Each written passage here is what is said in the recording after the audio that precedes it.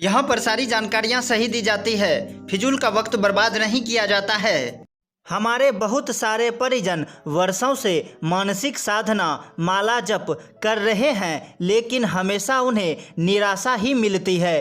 कुछ विशेष लाभ की प्राप्ति नहीं हो रही है। आज मैं आपको एक लेख को पढ़कर बताऊंगा जिसमें हमारे परम पूज्य गुरुदेव गायत्री साधना में सफलता के नियम बता रहे हैं। सारी बातों को बारीकी से समझने के लिए वीडियो को अंत तक जरूर देखिएगा। सामने दिख रहे लाल बटन को दबाकर चैनल को सब्सक्राइब करके बेल आइकन जरूर दबाएं।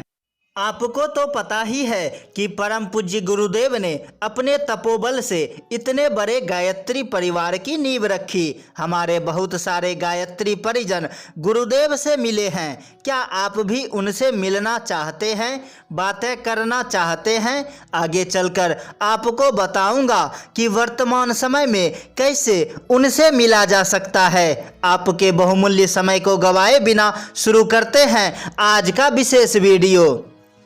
वेद माता गायत्री की उपासना का मतलब अज्ञानता को नाश करते हुए सद्बुद्धि का उदय करवाना है। मानव जीवन का प्रधान कार्य भी यही है। ईश्वर ने जीवन सबको दिया, लेकिन हमें विवेक दिया। यही बात हमें गैरों से अलग करती है। सूर्य जैसे तेज प्रकाश को प्राप्त करने के लिए ही देव दुर्लभ जैसे शरीर हमें दिया गया है। गायत्री तपोभूमि ने अपने अथक प्रचार कार्य द्वारा इस लाभ को प्राप्त करने का मनुष्य मात्र के लिए सुलभ व आसान मार्ग बनाया है, और लाखों करोड़ों साधक इस मार्ग पर चलकर अपनी निस्संदेह हित साधना करते हुए नर से नारायण बन रहे हैं। हमारे परिजन उपासना करते हुए भिन्न भिन्न भावों को लेकर आगे बढ़ रहे हैं, और उसी अनुपात में उन्हें सफलता भी मिल रही है। ऐसा हमको उनके द्वारा भेजे गए पत्रों, संपर्कों, व्यक्तिगत अनुभवों द्वारा प्रतीत होता है।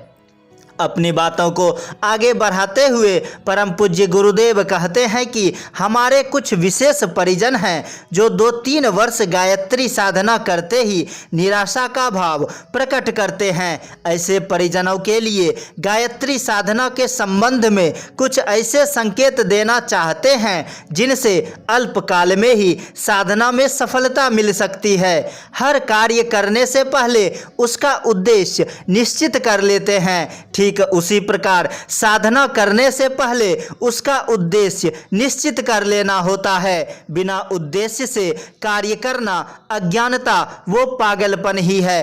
अतः हमारे साधना का उद्देश्य होना अत्यंत आवश्यक है। हमारे गायत्री परिवार ने साधना के लिए एक आसान रूपरेखा तैयार की है, जिसे अपनाते हुए साधना करने से निराशा का प्रश्न ही नहीं उठता। ये उद्देश्य यही है कि साधक में इस प्रकार का आत्मभाव और तेज व्याप्त हो कि वह अपने आसपास के अन्य व्यक्तियों को भी गायत्री साधक बना सके। हमें संतोष है कि हमारा ये लक्ष्य अधिकांश जगहों पर पूरा हो रहा है। मैंने देखा है कि जिस घर या मोहल्ले में परिवार का एक सदस्य भी गायत्री साधना करते हैं, तो धीरे धीरे उनकी पत्नी, बच्चे, पड़ोस वाले भी इस मार्ग पर प्रशस्त हो जाते हैं। जिस प्रकार किसानों द्वारा बोया गया बीज निश्चित समय पर फल देने लगता है, ठीक उसी प्रकार गायत्री उपासना में मन लग जाने से उसके संसर्ग से अन्य उपासक भी स्वतः तैयार होने लगते हैं। अतः जो व्यक्ति निस्वार्थ भावना से इस उद्देश्य को रखकर साधना करता रहेगा, वो फल का अनुभव जरूर करेगा, और साथ ही साथ उसके व्यक्तिगत आकांक्षा भी स्वयं पूरी होने लगेगी। जैसे व्यायाम करने से हमारे शरीर में स्फूर्ति आती है और पाचन शक्ति चेहरे पर तेज खुद ब खुद आ जाती है। साधना में सफलता का सबसे महत्वपूर्ण नियम साधना में नियमितता शुद्धता का ध्यान रखना है। ब्रह्म मुहूर्त में निश्चित समय पर अपनी साधना के लिए बैठ जाना चाहिए। किसी विशेष कार्य के लिए बीच में उठना पड़े तो प्रायश्चित की माला जप अत्यंत आवश्यक है। किसी दिन 2, कभी 3, कभी 5 माला जप की संख्या कम या ज़्यादा करने से उसकी उत्तमता कम हो जाती है और वह अल्प समय में प्रभाव नहीं कर पाता है। गायत्री साधना के साथ साथ स्वाध्याय करना भी जरूरी है। हमारे परिजन माला जप को ही पर्याप्त समझते हैं। हर परिजन को चाहिए कि जिस मंत्र की वो साधना कर रहे हैं उसके महत्व को जानने के लिए थोड़ा समय निकालकर स्वाध्याय भी करना चाहिए। सभी गायत्री ग्रंथों साहित्यों को पढ़ना आवश्यक है। एक ईमानदार साधक को संकल्प कर लेना चाहिए कि बिना जप किए अन्न ग्रहण और बिना स्वाध्याय किए शयन नहीं करेंगे।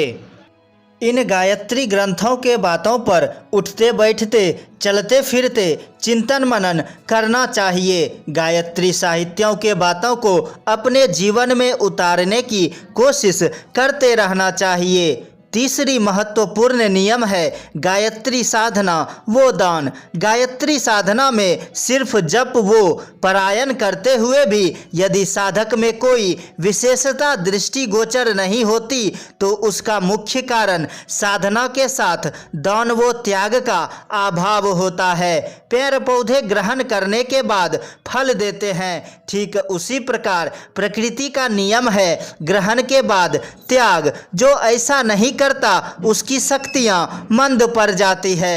अतः गायत्री साधना में सफलता पाने के लिए अपने अंदर त्रुटियों अज्ञानता वो व्यसनों का समय समय पर निरंतर त्याग करते रहना चाहिए। ये कार्य अगर ना हो सके तो 15 दिनों में सत्संग, हवन, तीर्थ यात्रा, महापुरुषों और महात्माओं से भेंट होने के अवसर पर तो अवश्य ही करना चाहिए। ऐसा त्याग करने से फल भी तुरंत मिलेगा।